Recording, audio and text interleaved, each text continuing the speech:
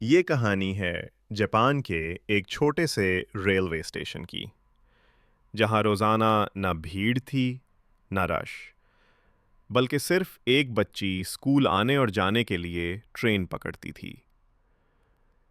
Railway حکام نے سوچا کہ اسٹیشن بند کر دیا جائے کیونکہ یہاں کوئی اور مسافر نہیں آتا، لیکن جب انہیں پتہ چلا کہ یہ بچی صرف اسی اسٹیشن سے اپنی تعلیم حاصل کرنے جاتی ہے تو انہوں نے فیصلہ بدل دیا۔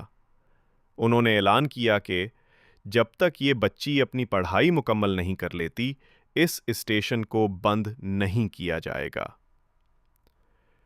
یوں کئی سال تک روزانہ ٹرین صرف ایک بچی کے لیے رکی، اور جب اس نے اپنی تعلیم مکمل کی اور گریجویشن کر لیا، تب جا کے اسٹیشن کو ہمیشہ کے لیے بند کر دیا گیا۔ یہ کہانی ہمیں یہ سکھاتی ہے کہ اصل ترقی صرف ٹیکنالوجی سے نہیں، بلکہ انسانیت اور تعلیم کو اہمیت دینے سے ہوتی ہے۔